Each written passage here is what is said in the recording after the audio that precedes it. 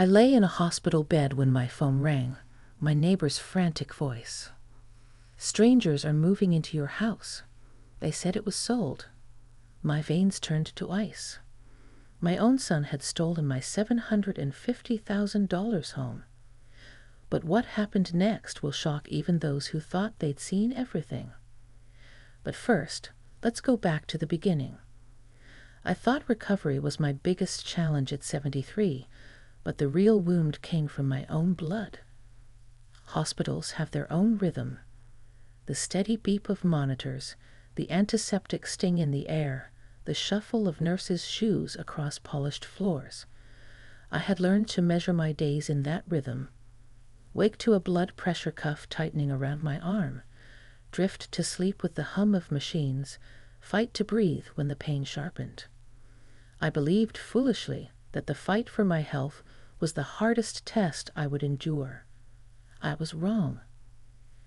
Because while I lay tethered to IV lines, skin pale and fragile against stiff white sheets, my son David, my boy I had raised with trembling hands and sleepless nights, was orchestrating something far more brutal than my illness. He and Julia, his wife with her calculating smile and eyes that always searched a room for what could be taken, sold my house. Not just a house. My life. My history. Every brick soaked with 35 years of sacrifice, of my late husband's laughter, of birthday candles blown out, of tears dried in the quiet corners of familiar rooms. And they sold it for leisure, for photographs on European beaches, for champagne in Santorini, for 5-star hotels where they could pretend to be royalty. $750,000, ripped from beneath me like a rug. I wasn't just betrayed. I was discarded, written off as if my existence mattered less than their Instagram-worthy vacation. Lying in that bed, I could almost hear Julia's voice, low and mocking. She had always carried a tone that set my teeth on edge, syrupy sweet when she wanted something, sharp as vinegar when she didn't. "David," she'd say, "your mother doesn't need such a big place. Why let it rot when we could use it for something better?" Better. To her, better meant silk dresses, fine dining, clinking glasses under foreign skies. My years of labor, my husband's sweat, my sacrifices, reduced to fuel for her vanity. David, my son, once had eyes that lit with innocence. I remember him at 10 years old, sprinting through the yard, shouting, "Mom, look," as he held up a baseball glove too big for his small hands. He had trusted me then, leaned on me, needed me. Somewhere along the road, greed and Julia's whispers had reshaped him. At 47, he looked at me not as a mother, but as an obstacle standing between him and easy money. He thought my body, worn by age and illness, made me blind, incapable of fighting back. He thought I was weak. But betrayal has a strange way of sharpening the senses. Lying in that sterile room, the betrayal burned hotter than the fever in my veins. I saw them in my mind, boarding a plane with smug satisfaction, sipping champagne with the arrogance of victors. They believed they had won. They believed I was trapped behind hospital walls, powerless. They didn't know me. For 73 years, I had learned the art of survival. As a young widow, I balanced grief and motherhood on trembling shoulders. I had worked jobs that left my hands blistered, saved every dollar to keep that house standing, refused to let the world crush me. If there was one thing I had mastered, it was resilience. And now, as betrayal threatened to snuff me out, resilience became my blade. I whispered to myself in that room, as if conjuring the spirit of my late husband, "They think I'm broken. Let them think it. They'll never see the storm coming." Revenge, slow and deliberate, began to take root in my heart. It wasn't enough to take them to court, to win back what was mine. No, I wanted David and Julia to feel what I felt, to taste the bitterness of betrayal, to choke on the ashes of their greed. Even as monitors hummed around me, I began to weave my plan. Every ounce of pain became fuel. Every bitter tear hardened into resolve. They had gambled with my life, used my vulnerability as their opportunity. What they didn't realize was that betrayal, when inflicted on someone like me, does not weaken, it ignites. I would rise from that hospital bed not as the frail patient they imagined, but as a mother who had been wronged beyond forgiveness. And when I struck, it would not be with desperation, but with precision. They would beg for mercy before the end. They would look at me and realize too late that the woman they underestimated held the power to ruin them. David and Julia believed they had secured their dream vacation, but I had already begun to write a new itinerary for them, one filled with shattered illusions, cancelled luxuries, and a public humiliation they would never escape. As the night settled over the hospital, machines pulsing in the dark, I closed my eyes. My body still ached, but my mind was alive, sharp with purpose. They thought I was helpless. They thought I had no fight left in me. They were wrong. And soon they would learn exactly how wrong they were. The phone rang at an odd hour, its shrill tone cutting through the steady hum of hospital machines. I had grown used to the rhythm of the ward, nurses murmuring, carts squeaking, the occasional cough from the patient down the hall. But that call carried a different weight, as though the sound itself already knew it bore ruin. I reached for the phone with trembling hands, the IV tugging at my skin. It was Martha, my neighbor of 30 years, a woman who had watched my son grow up, who had sat with me on summer porches when my husband was alive. Her voice was strained, a whisper as if she feared the words she carried. "Sophia," she began, hesitating like someone stepping onto ice. "I didn't want to upset you while you're in the hospital, but there are strangers moving into your house. They said it was sold." At first, I thought I had misheard her. Pain medication sometimes made words blur at the edges. But no, the silence that followed was too heavy, too certain. My veins turned cold, as though the blood had drained out of me entirely. "Sold?" I croaked, the word jagged and foreign on my tongue. My hand gripped the bedsheet as though it could anchor me to reality. But reality was already collapsing. That house wasn't just wood and stone. It was the last living link to my late husband, Michael. His laughter still lingered in its walls, caught in the wood grain of the dining room table where we had shared countless meals. His scent remained faintly in the cedar closet upstairs, where his coats still hung untouched. The house was memory made solid, grief woven into brick and timber, love pressed into every corner. To hear it was gone, sold as though it were nothing but an asset, a dollar figure to be traded, was a theft deeper than robbery. It was desecration. I pressed the phone tighter to my ear, forcing myself to hear the rest.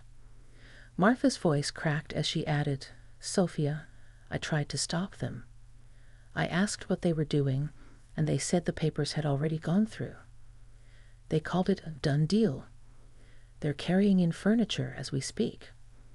The air left my lungs in one long, shaky exhale. My body, already frail, felt as though it might splinter under the weight of this truth. Strangers.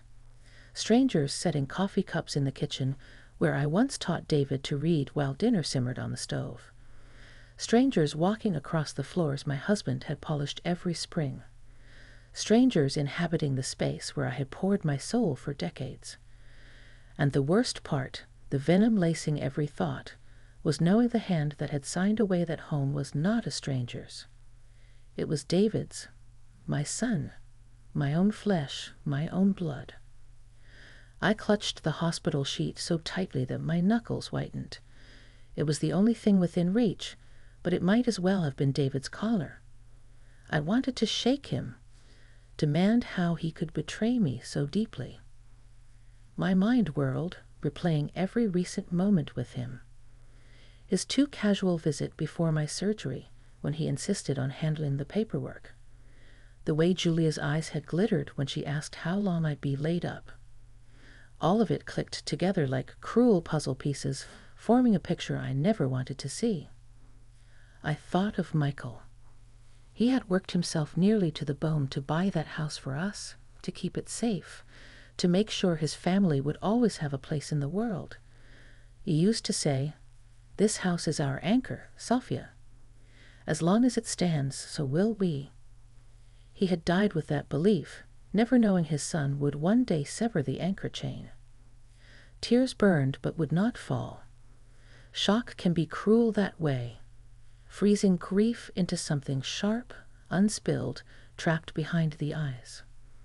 My heart hammered against my ribs, but my body was locked in stillness, as though movement might make it more real. On the other end, Martha whispered apologies. "I thought you should know. I didn't want you to come home and be surprised.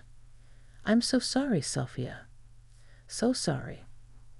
I managed to thank her, though the words cracked like dry wood. My voice no longer felt like mine. When the call ended, I stared at the ceiling tiles above me. They blurred, doubled, swam in my vision.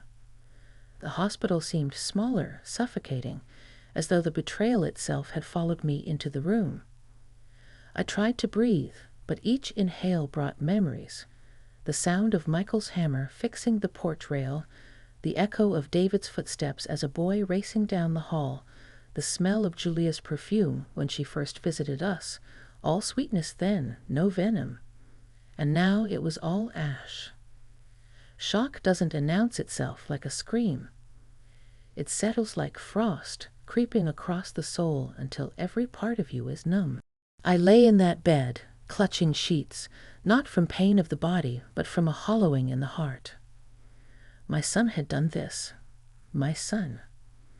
And though I did not yet know the shape of what would follow, one truth pierced through the fog of disbelief. This was no simple mistake, no misunderstanding. This was betrayal. Cold, deliberate, final. And in that moment, shock carved its mark into me, deeper than any surgeon's scalpel. The door creaked open, and for a fleeting second, I thought perhaps it was a nurse, come to check my pulse or adjust the IV. But no, the shuffle of shoes was too deliberate, the perfume too sharp, too floral. Then I saw them. David, my son, tall and broad-shouldered, wearing the same casual arrogance his father never had, and Julia, gliding in as if she owned the place, her heels clicking against the hospital linoleum like a metronome of disdain. Their faces were not softened by guilt, not shadowed by remorse.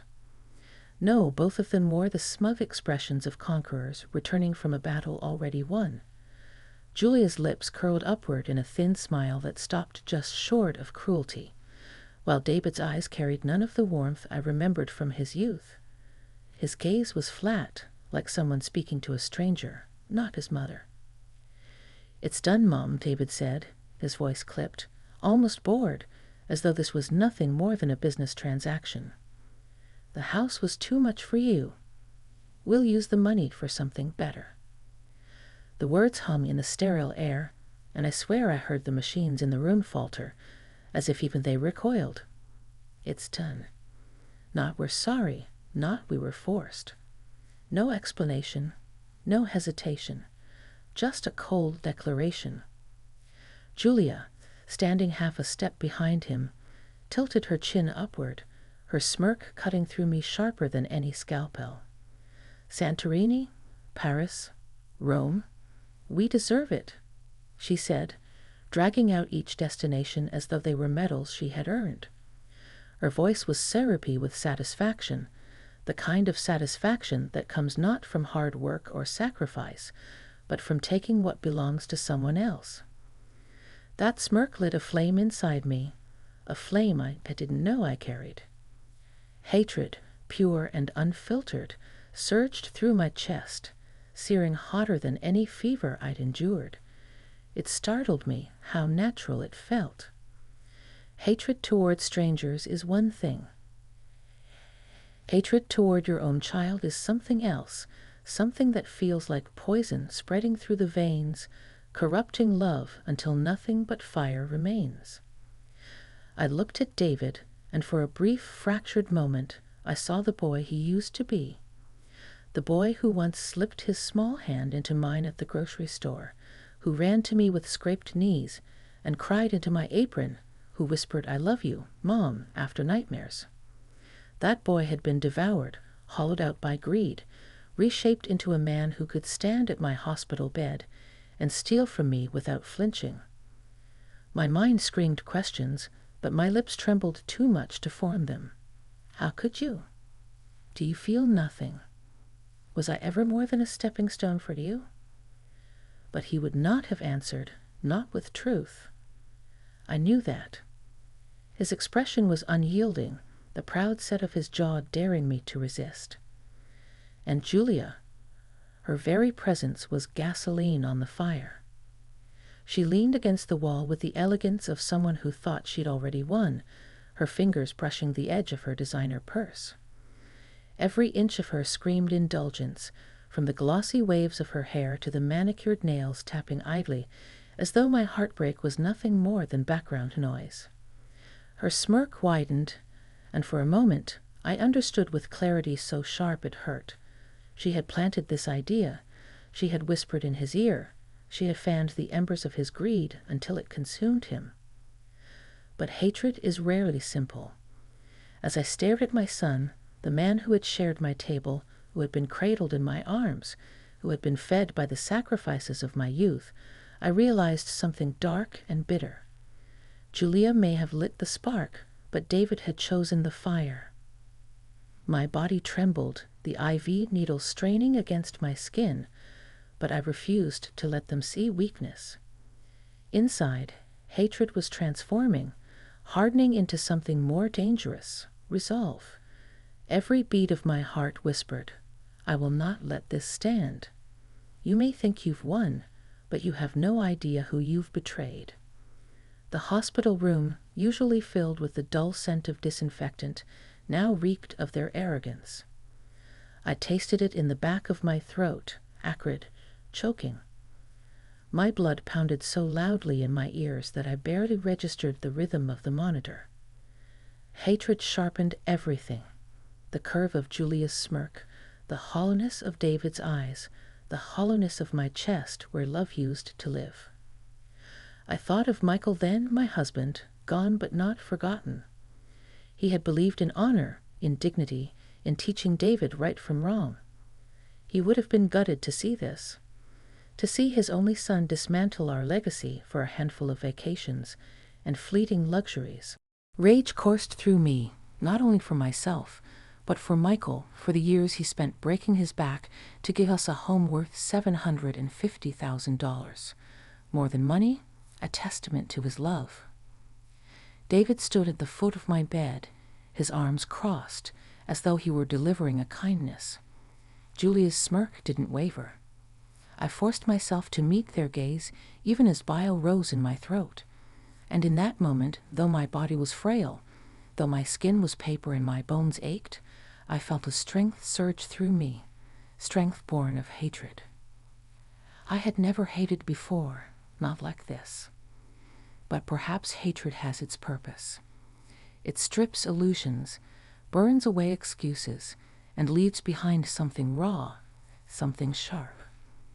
Looking at my son and his wife, I knew the truth. The boy I raised was gone. The man before me was my enemy.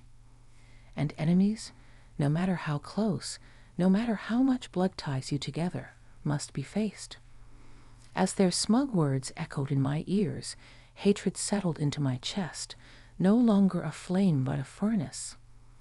I felt it heating me, hardening me, preparing me for the battle ahead. They thought I was finished. They thought I was powerless. They had no idea the hatred they had awakened.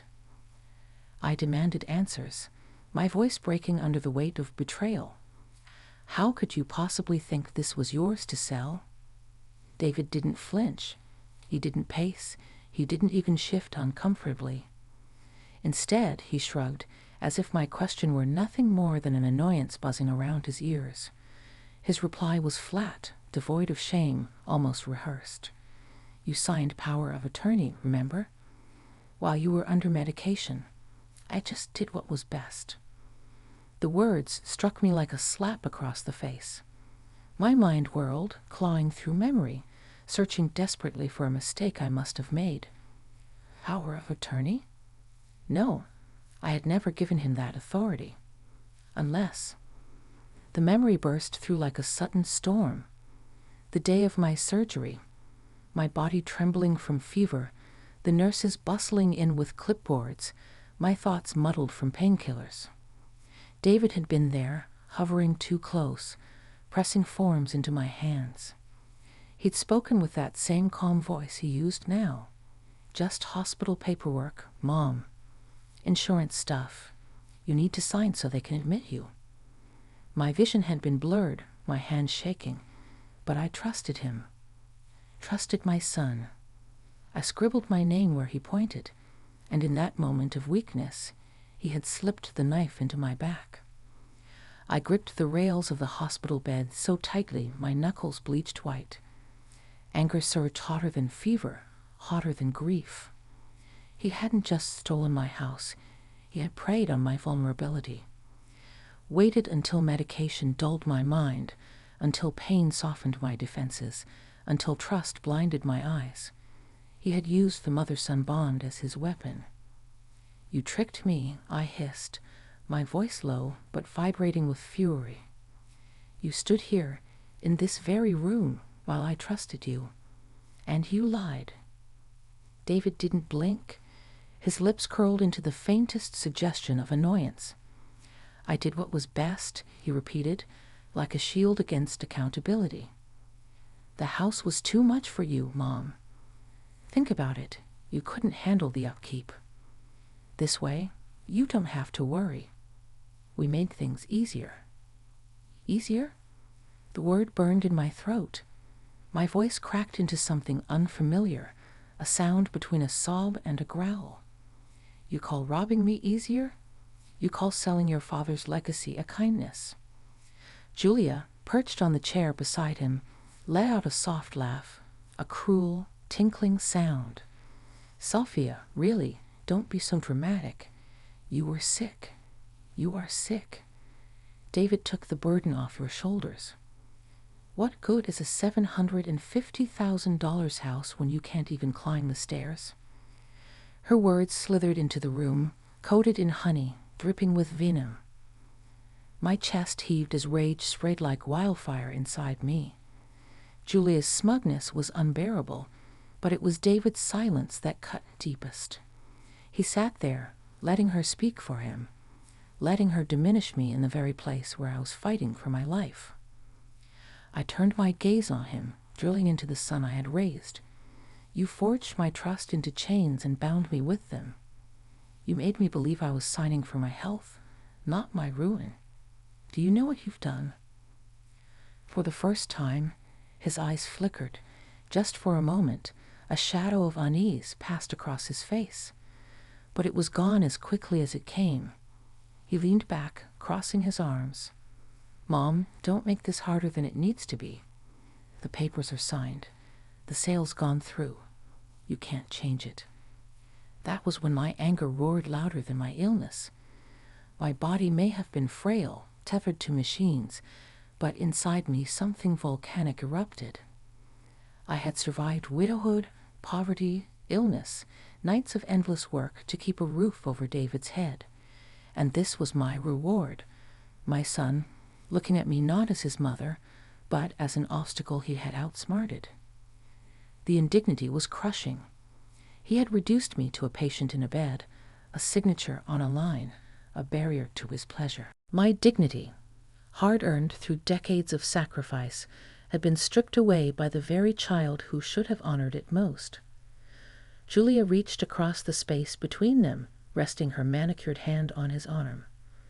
Don't exhaust her, she said with a smile. She doesn't understand now, but one day she will. It's better this way. Her words were oil on the fire. My lungs heaved, my throat burned, but I forced myself upright, glaring at both of them with a fury that seemed to radiate beyond my frail frame. I could feel my blood pounding, every beat echoing the truth. I was not broken. Not yet. "You will regret this," I said, my voice trembling but steady, carried by the force of my anger. "Both of you. You think you've taken everything from me, but you've only taken my trust. And once that's gone, there is nothing left to stop me." For the first time since they entered, Julia's smirk faltered, just slightly, and David shifted, a flicker of discomfort betraying his cool facade. They had robbed me not only of a house, but of my dignity. And in that moment, I realized dignity could be rebuilt, not with walls and ceilings, but with fire. My anger was no longer weakness. It was weapon. Martha, bless her heart, refused to stay silent. I had not expected her that afternoon.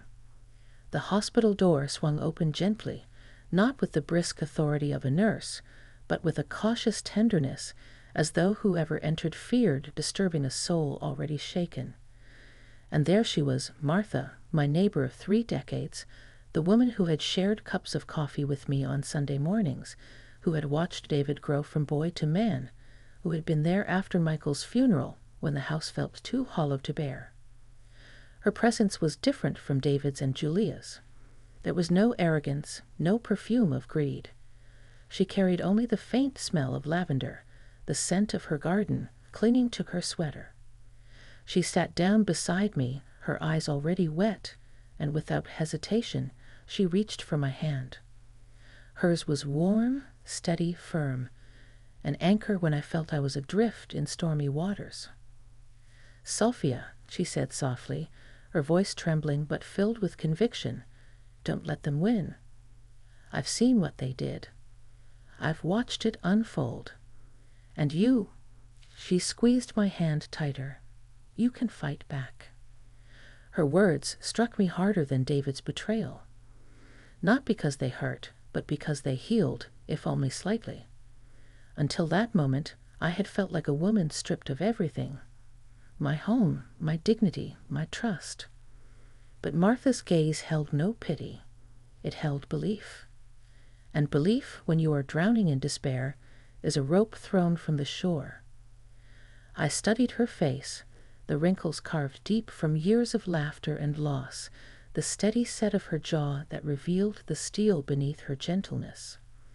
This was the same woman who had marched across the street years ago to confront teenagers vandalizing my fence, the same woman who had baked pies for my family when money was too tight for luxuries. She had never been one to look away from injustice, and now she refused to look away from mine. The tears that had refused to fall earlier finally gathered, not from grief this time, but from the slow ignition of something I thought I had lost: strength. Martha's words fanned embers inside me I hadn't realized still glowed. "I'm 73, Martha," I whispered, my throat thick. "I don't have the fight in me anymore. I'm tired. I'm sick. They counted on that. Maybe they're right. Maybe I should just let it go." Her grip tightened so fiercely I almost winced. Her eyes narrowed, not in anger at me, but at the thought. "Don't you dare. Don't you dare let them define who you are. I've known you too long, Sophia. You are not helpless. You are a wife who stood beside a good man and built a life from nothing. You are a mother who worked herself ragged to raise a boy, even when grief pressed down on you. You've survived more than most could bear." She leaned closer, her voice dropping to a fierce whisper. "You are a fighter. And fighters don't surrender." Her words rang like a bell in my chest, echoing against the hollow spaces where my dignity had been ripped out. I felt Michael's presence in that moment, as if he too whispered through her lips, "Don't let them win." I looked at Martha then, really looked at her. She wasn't just offering sympathy. She was offering alliance. And sometimes one ally, one unwavering believer, is enough to turn the tide of a war. As her hand held mine, a strange clarity settled over me. I had spent days drowning in shock, hatred, and anger, emotions that left me raw and paralyzed. But now I felt the first stirrings of something different. Resolve. The kind that doesn't scream, but hums deep and steady in the bones. Martha continued, her eyes shining with conviction. I heard Julia bragging. I saw the trucks, the strangers carrying boxes into your home. I know what they did, and I'll stand by you. Don't think you're alone in this. Alone. That word had defined me since Michael died, and even more so since David turned his back on me. But hearing her reject it, hearing her say we, unraveled the despair that had coiled tight around me. I squeezed her hand back, a weak squeeze, but a deliberate one. If I fight, I whispered, I can't do it halfway. They've stripped me bare. If I stand, I must make them regret every step they took, every signature they forged, every smile they flashed while robbing me blind. Martha's lips curved into a small, satisfied smile. That's the Sophia I know. In that hospital room, surrounded by machines and the sharp scent of antiseptic, I felt something I hadn't felt in weeks. Power. It wasn't the power of youth or strength of body. It was the power of will. The power of a woman who had been broken and humiliated, but not destroyed. I wasn't a helpless old woman. I wasn't just a patient. I was Sophia, wife, mother, fighter. And as Martha's words rooted themselves deeper into my heart, a new thought rose in me like a vow carved in stone. David and Julia had underestimated me. That mistake would cost them everything. Revenge does not come in a single strike. It is not loud or impulsive. True revenge is patient. It waits, it gathers, it sharpens itself until the moment it can cut with precision. I began with the first tool at my disposal, the law. Martha, steadfast as ever, handed me her phone, her thumb hovering over the play button. The recording filled the room with Julia's voice, dripping arrogance, every word a confession wrapped in vanity.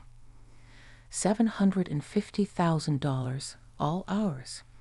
Sophia doesn't even know what happened. Santorini, Paris, Rome. We'll live like royalty while she rots in that hospital bed. The words were venom, but to my attorney, Mr. Dawson, they were gold. He was a lean man with sharp eyes that missed nothing, a man who had spent years dismantling fraud cases brick by brick. This alone, he said, replaying Julia's voice, is enough to unravel their defense. But we'll need more. Fraud leaves a trail, and your son and his wife have been careless. And they had been careless. Arrogance always is. Julia had boasted to her friends, to acquaintances, even to the barista at the corner cafe. She treated my house, the home where Michael and I built a life, as if it were a casino chip she had won in a single roll. Every careless word she spoke became another weapon in my arsenal. But legal victory, while necessary, was not enough. The court could freeze their funds, void the sale, and prosecute the fraud. That would restore my house, yes, but it would not restore my dignity. Dignity isn't returned in papers stamped with official seals. Dignity is restored when the guilty are made to feel the same humiliation they inflicted. I did not just want justice. I wanted David and Julia to choke on their own arrogance. So, with Dawson's guidance, I began to weave my plan. Each thread carefully placed, each step calculated. The sale of the house would be nullified, but I insisted we move quickly to freeze their bank accounts before they could drain them. Julia, for all her scheming, loved to flaunt her wealth in the shallowest ways. Designer handbags, new jewelry, always purchased in cash she thought was untraceable. She would soon learn that money gained through deceit burns hotter than fire when the law sets it alight. Yet even that wasn't enough. I wanted them broken in the one place they had sought pleasure most, their grand vacation. I worked quietly with Dawson, feeding him details Martha gathered. Julia had spoken freely of their plans. First-class tickets booked to Europe, luxury hotels in Santorini, Rome, Paris. She had gloated about spa treatments, rooftop dinners, the kind of indulgences she believed she was entitled to. What she didn't know was that I was already laying the foundation to collapse it all beneath her. We contacted the airline, the hotels, the booking agencies, not as an old woman in a hospital gown, but through the force of legal letters and fraud alerts. I wanted every reservation flagged, every confirmation number marked as suspicious. By the time David and Julia reached the airport, their flights would vanish into thin air, cancelled under investigation. By the time they stepped into hotel lobbies, they would be met not with champagne and keys to suites, but with the cold sting of rejection. It wasn't about denying them travel. It was about denying them pride. I wanted the world to see their collapse, to watch as Julia, in her designer dress, tried to demand entry into hotels that now saw her name as a liability. To see David, once so smug, forced to explain to strangers why his credit cards no longer worked, why his bookings evaporated as though they had never existed. Martha, sitting across from me during one of our strategy meetings, chuckled softly, a spark of satisfaction in her eyes. They thought they were clever, she said, but cleverness without conscience always eats itself. She was right, and I intended to feed their arrogance back to them until it consumed every shred of the pride they had stolen from me. As the plan solidified, I felt a transformation within myself. My anger, once raw and uncontrolled, had become focused, disciplined. It no longer burned me. It burned for me. Each step was another stone laid in the path of their downfall.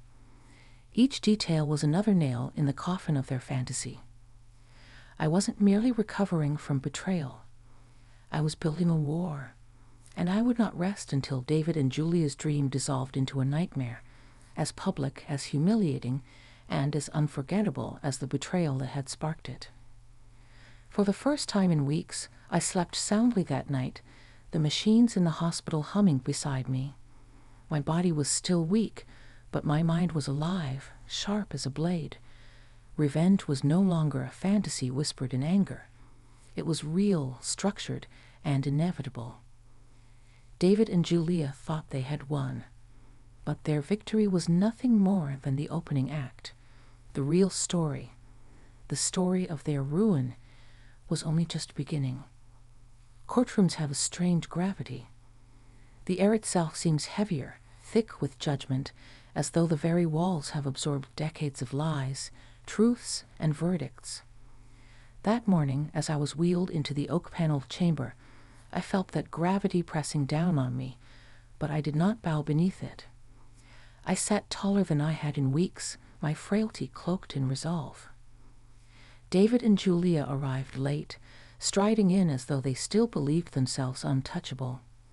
Julia wore a crisp white dress, tailored to perfection, with heels that clicked like a declaration of superiority. David adjusted his tie with the same arrogance I had seen in his hospital smirk, his chin held high, his jaw tight. They carried themselves like winners entering a game already decided. But arrogance has no armor against truth. The proceedings began with formality, the shuffling of papers, the clearing of throats, the call of the docket. Then my attorney, Mr. Dawson, stood and pressed play on the small recorder Martha had provided. The room fell into silence, broken only by the shrill, unmistakable sound of Julia's laughter. $750,000, all ours. Sophia doesn't even know what happened. Santorini, Paris, Rome. We'll live like royalty while she rots in that hospital bed. Cheers to freedom. The words rang out in that solemn chamber like poison dropped into still water. Gasps rippled through the courtroom benches. A woman in the gallery muttered "shameful" under her breath. The judge's face, impassive until that moment, hardened like stone. I turned my gaze toward David. The color drained from his face, his smugness dissolving into something rawer. Panic. His hands twitched, as though searching for something to hold on to. Julia's eyes widened for a fraction of a second before narrowing again, her jaw tightening. She tried to mask it with a forced smirk, but it faltered, trembling at the edges. Dawson let the recording finish in its entirety.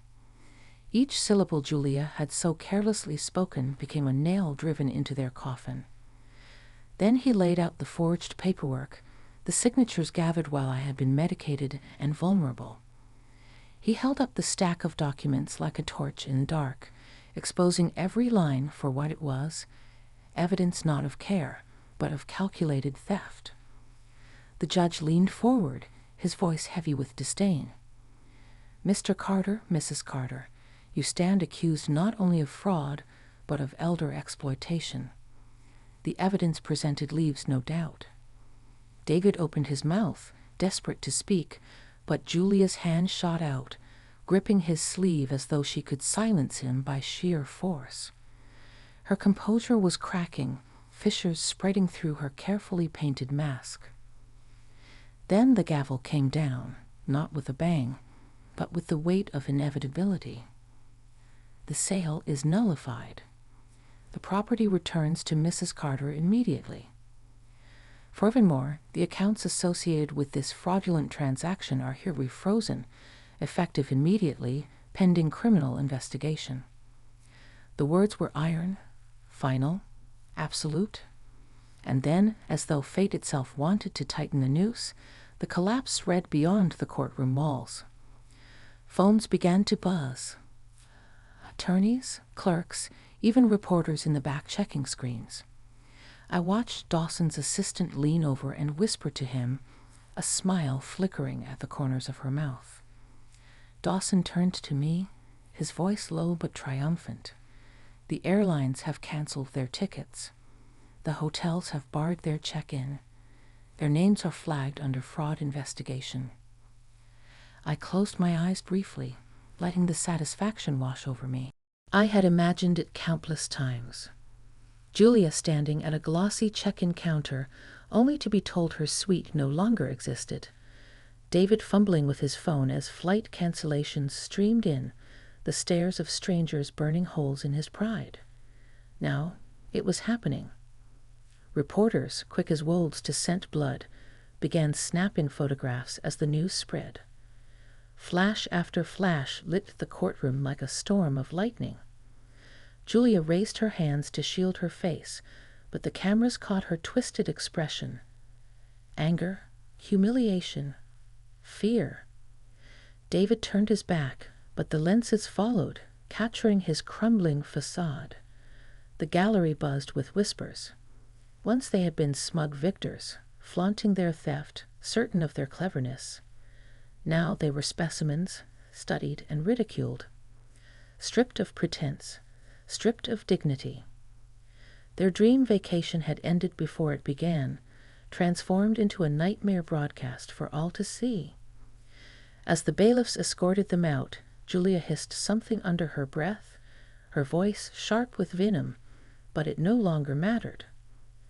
The world had already judged them. Their names were stained, their reputations dissolved in shame. David's head hung low, the proud tilt of his chin broken, the arrogance in his eyes replaced by a hollow dread. I sat there quietly, my hands folded in my lap, the storm inside me finally finding release.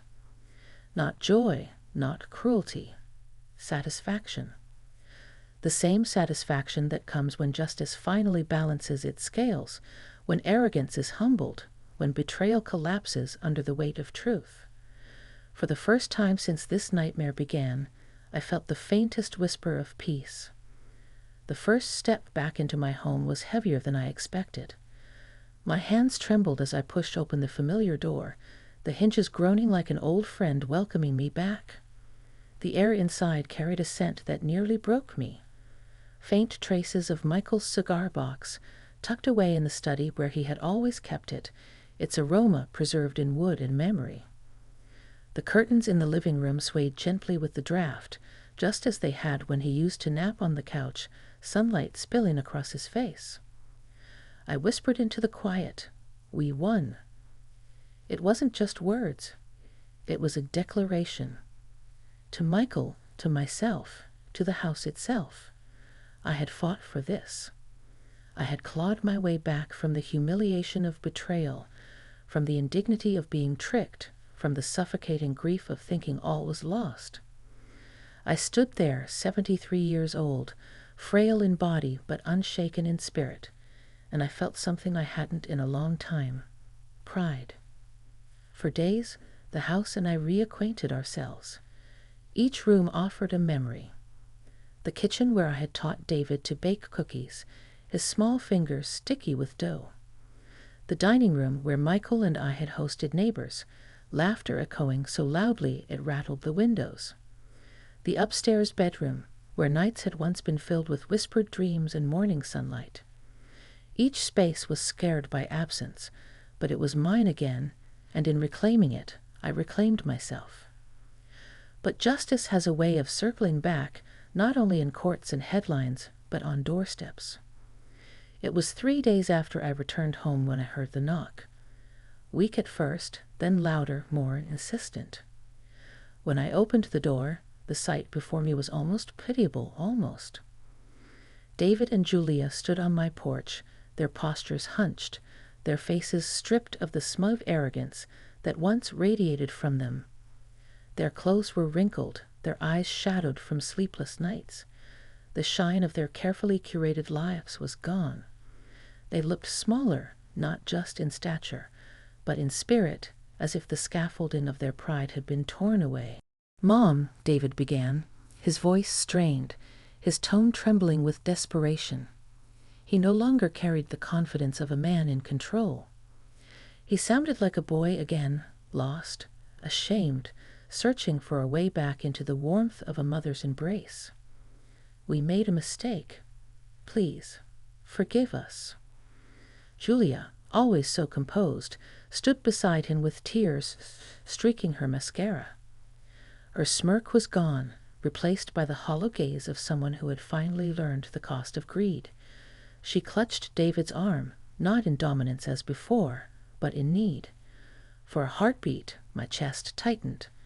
They were, after all, family, my son, my daughter-in-law. Blood and bond are not so easily severed. A mother's instinct to protect does not vanish overnight, no matter the betrayal. But then the memories surged, the smirk in my hospital room, the forged papers, the laughter in Julia's recorded voice celebrating my ruin.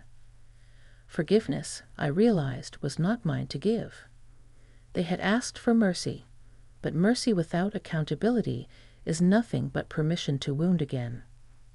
I looked into David's eyes, searching for the boy I once knew, the boy who had once run into my arms. But he was gone. In his place stood a man who had gambled his family for luxury, who had traded dignity for debt. My hand rested on the door. I spoke slowly, my voice calm but resolute. "You took everything from me, my trust, my dignity, my home. And you thought I was too weak to fight back. You thought I would crumble." I paused, letting each word settle like stones. "Now you know the truth. I don't forgive betrayal. Not yours. Not hers. Not ever." David's lips parted, as if to plead again, but the words caught in his throat. Julia's tears fell harder, her shoulders shaking. The sight should have softened me, but it didn't. Some lessons must be learned in the cold. I closed the door slowly, deliberately, the wood pressing shut with finality. Their muffled voices carried through for a few moments, pleading, then fading into silence. I left them standing on the porch, shivering in the autumn chill, alone with the ruins of the empire they had built on greed. My revenge had not been in court filings or frozen bank accounts, though those were victories. It had not been in cancelled flights or barred hotel doors, though those had cut them deeply. My true revenge was here, in this moment, proving to them, and to myself, that the woman they thought was helpless had risen stronger than they could ever imagine. I walked back into the house, sunlight pouring across the floorboards. The weight on my chest lifted, replaced with something lighter. Not joy, not cruelty, just the clean satisfaction of justice served. As the sun sank behind my reclaimed home, streaking the walls with gold, I allowed myself to smile. Not because they had suffered, but because I had endured. Not because they had fallen, but because I had risen. For the first time in a long time, I felt whole again.